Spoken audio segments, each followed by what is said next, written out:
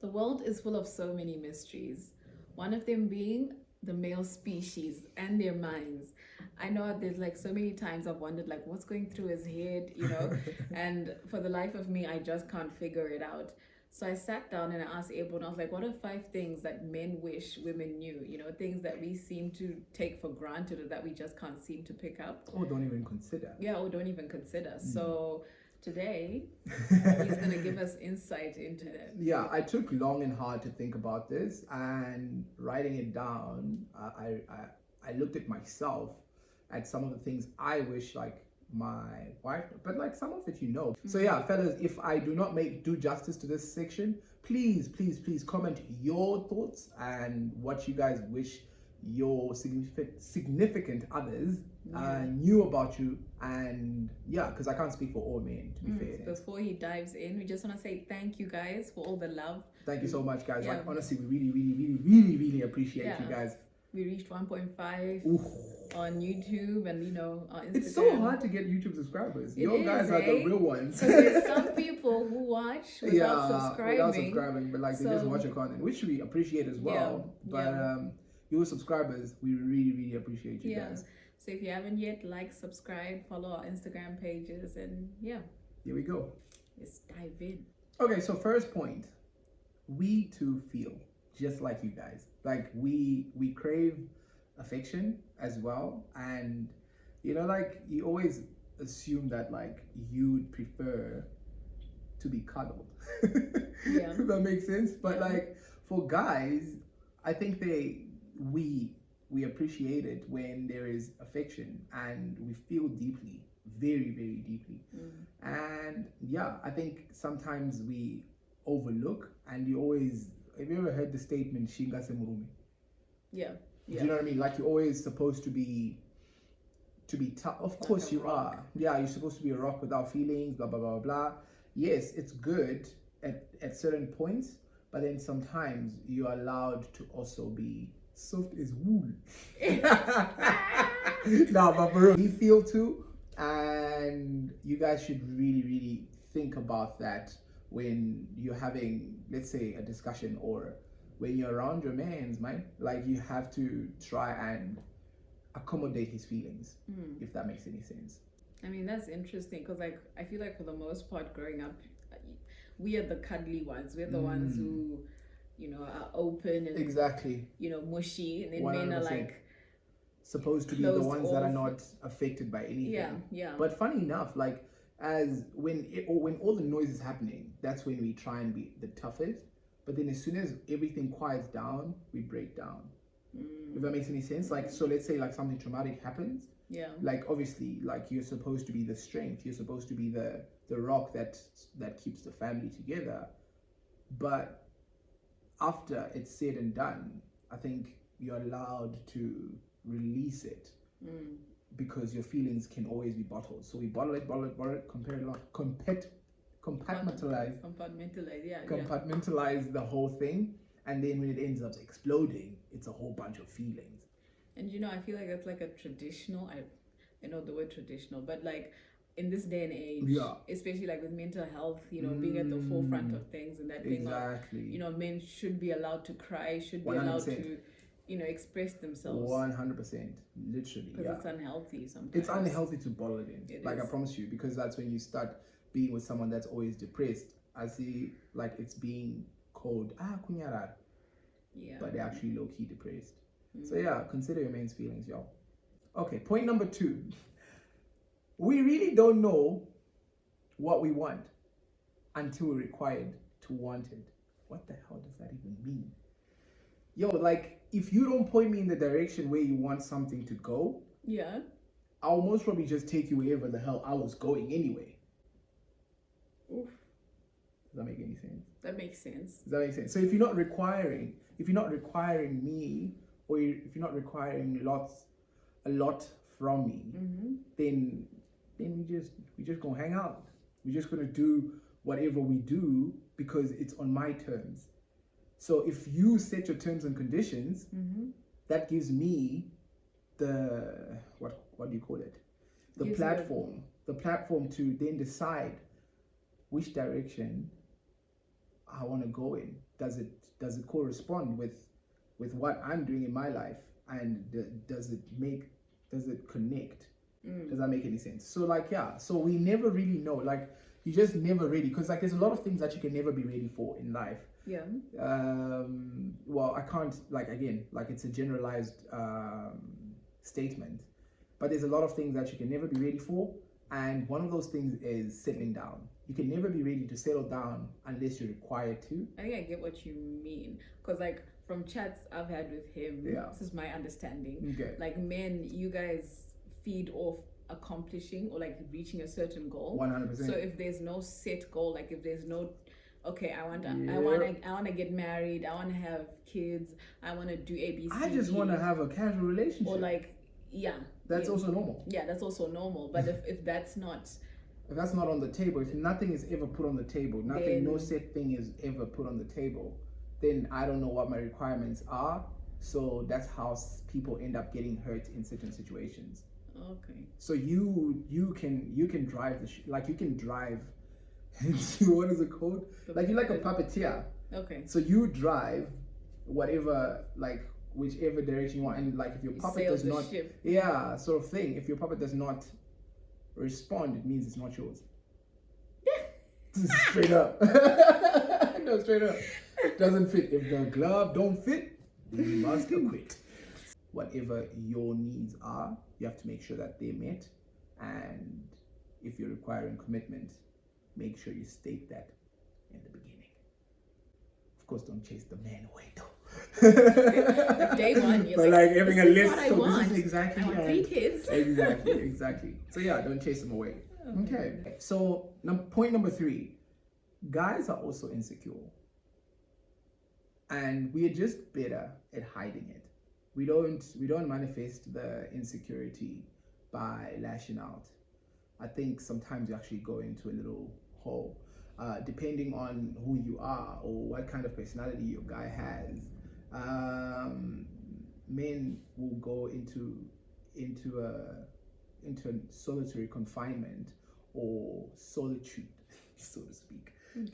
When they're feeling insecure, because it depends, because insecurities can not only work in relationships, it can be anything you're insecure about. Like right now we're in the age of entrepreneurs and people trying to chase their own dreams and stuff, and the moment you feel insecure about that, you end up going into a little bubble, especially when your partner doesn't realize that you actually, like this is something that he could be insecure about, so he might actually not chase that dream, because we are led by fear.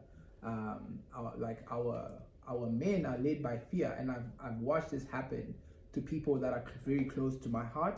All their lives were led by, but their career lives, that's what I'm talking about. Like, it was one of those, but what are we going to do if we don't have enough for rent? Does that make any sense? So instead of him chasing his dreams, he then chooses to make sure that the rent is paid, but then those are just instant gratification. In the long run, it'll become very damaging to your career life or your relationships, because you end up resenting the people that never not had your back, but like never gave you a nudge in the right direction when you're feeling insecure, or like to say like, hey man, go for it. That's reassurance. And like, it's very, very important, like when you dealing with another human being, do you know what I mean? Men especially, because we just assumed to be able to just take it and we do whatever we have to do, and that's what's expected of us, and we handle our business. But then when I get home and I'm like, babe, I just don't feel great, XYZ is happening, and what do you think, whatever, if we can't have that conversation, I think it puts our relationship, it puts a strain a little bit, do you know what I mean, on our relationship. So you just need to reassure your man. Okay. That's my point. That's a very good point. That's my point. It's just something that some women overlook, and they just expect things to just happen magically without you putting in the support. Do you know what I mean? Because it's a big bad world out there, so there's a lot of things that want what you have or what you want as well. And without a good foundation and a good base, Okay. It's deep. That's deep, eh? No, but it's true Because though. it affects, like, it's not just us. It Yeah. affects our parents, our 100%. grandparents. It's You know, a ripple people effect. who've gone through the Zimbabwean economy and like 100%. what's happened to them, and you know how people can't provide how they used to. You know, that kind of thing. 100%. So yeah, so I think sometimes like, and if like again, like there's sometimes like when you're having conversations and you know that you can even feel it, that like this person that is not with me 100%. They are there, but I feel like I'm having to convince them how great I can be. So that your man having to convince you how great they can be without you just letting them know that they have what it takes. That'll weigh down, like that'll put doubts in their heads. You must be the number one cheerleader. Yeah, with reason. Yeah. Do you know what I mean? With reason. Like you need to be the person that person, like your mans can count on, so you can talk about anything. So yeah, so it's okay for them to feel insecure. It's normal. Point number 4. Yeah. So compliments are not only for women. They were not programmed with the gender on them. Like they're not literally like you're like, yo, she is the best. Like like literally I feel great. Even when I was getting a little bit fat, she'd be like, babe, you could fine, blah, blah, blah. But like that also can be a bad thing, because like then you become a what is it called? Like enabler. Does that make any sense? So I'm like, no, I'm getting fat, bro. Like let's not pretend. Okay. And I think she would compliment me. I would feel good, but deep down inside I would know like, nah, dog, this is not you, bro. Like you're not looking your best. Do you know what I mean? Like, and I've watched this thing, and like just digressing a tiny bit. I've watched this thing. It was a motivational speech about a guy that was overweight, blah blah blah, and then he went to the doctor and he was like, hey, your blood pressure is high, your sugar, blah blah blah blah. They talked about all these things, and the doctor asked him the question. He was like, your wife is pregnant, isn't she? Like, yes. What are you guys expecting? And he said, a little girl. I was like, great. And the doctor asked, do you want to be at your daughter's wedding? And then that guy broke down, because that question is so deep. Because the more injustice you're doing to your body by having a bad lifestyle in terms of like eating habits and stuff, the less chances you have of making it further, because now he was suffering from all these like heart disease and blah blah blah, you name it. And there's a bigger picture now, because there's the future. Okay, so at the end of the day, when you're complimenting each other, always think of each other in the long run, and what's good for the relationship. I really digressed. The point that I was trying to make, I'm sorry, love. No, it's that thing of my dad. I know, sorry, my baby. Sorry, I know. And I think it's very important. You know what I mean? Like your health is important. I know there's like, you know, some men who are just like, guys, we're still young. 100%. We'll take it seriously when we're like in our 40s and like stuff. But it's start today, you know. Yeah. Anyways. It's okay. So yeah, no, but you're right, baby. Like, and yeah, it's that I really digressed. So the point I was trying to make is like, not compliments are not only made for women. They don't have a gender on it. Like, you can compliment your man, and when he goes out to the world to face the world, at least he knows that like, I'm good at home, and no other woman can ever say anything else to him to make him feel some type of way that you don't already do. So you got that covered already. So what else? There's nothing that Becky can say. Becky with the good hair. Exactly. Do you know what I mean? Say or do when you got that covered at home. Yeah. Okay. So yeah. Well, point number 5, not all fights need a winner. This is not MMA. This is not soccer. This ain't no boxing. This ain't nothing, yo. It is a relationship to build. Yeah? Like, not all fights deserve a winner. Like, deserve to have a winner, or like needs a winner at the end of it. Like, I don't she's fighting just now. Yeah. But yeah, like, remember, you can always agree to disagree. That's okay. There's nothing wrong for you to have different point of views and have different takes of the same subject. Yeah. It's okay. It's actually healthier because at least you have someone to contend with.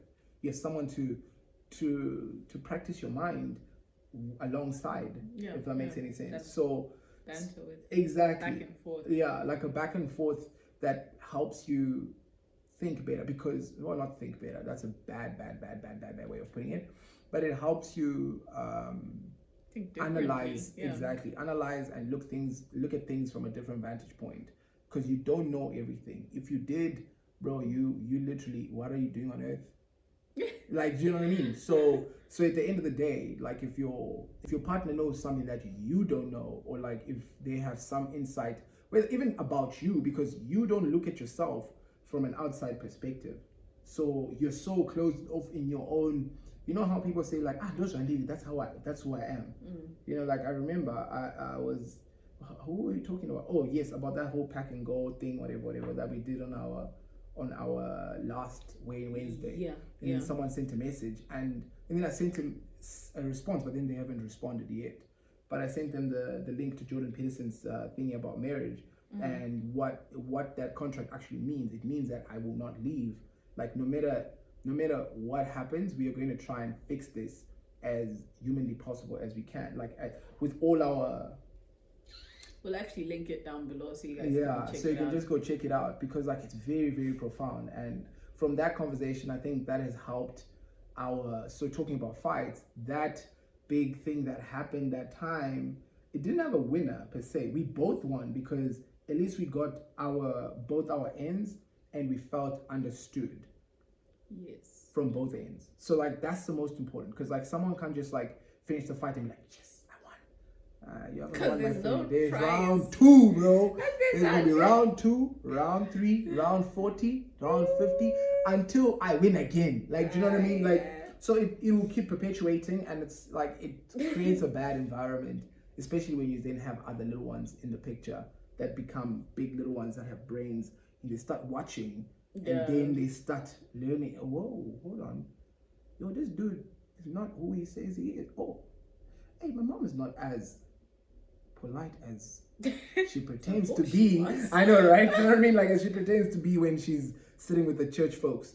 So, yeah, for real. Like, not all fights need a winner. Yeah. And with that said, I think that brings us to an end, or to the end. If Mrs. Masangomais has something to add on to that, please let us know. I just want to say, if you're a part of the guys, we'd love for you to comment and interact more. 100%. Because we have a lot of female audience. 100%. So, but like, these guys that watch sneakily though. Yes. There are guys that watch sneakily. It's all good though. Yeah. It's no shame in your game, brothers. Yeah. Okay. But yeah, Musa, we see you. Thank you. Now Musa's gonna be like, oh, but I'm not sneaking. Delroy, we see you, brother. Exactly. So we need more brothers to be pulling up onto this. But yeah, with that said, I don't know if you have anything that you like, if there's anything that stuck with you in all of these points that I had to make. I think for me it's the insecure bit. Okay. Because I feel for him, I don't think I've actually ever seen him looking insecure, but it manifests maybe differently. I've read the energy. Yeah. You know what I mean? So like, I feel like that's something we really overlook as women, because you just think this person is a man, or this person seems so sure of themselves that you're like, there's no room for doubt. Yeah. You know? Sometimes it's an act. But no, for real. Like, honestly, if you really think about, like, sometimes you have to pretend until that feeling goes away, and you can't do that forever. You just have to address it. What was that? We watched Annie yesterday. There was a saying where he said something about the cards you're dealt with.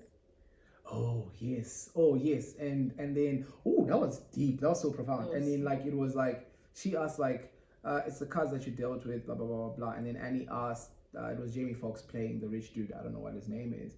And then Annie was like, what if you don't have any cards? That you don't like. What if you don't have a deck of cards? And then he was like, you bluff. So I guess it's like that. That's literally it. So like, even if you're feeling so insecure, like, men are very good at bluffing, pretending as though they don't care, but really deep down inside they really do care. Yeah. That's it from us, guys. Thank you, guys. Let me smash my wife. Smash what? And rock, paper, scissors. Here we go. I don't know what the hell you thought. Rock, paper, scissors, shoot. Rock, paper, scissors, shoot. Rock, paper, scissors, shoot. Rock, paper, scissors, shoot. Ah! I beat you. Thanks, man. Sweet victory. Shush, man.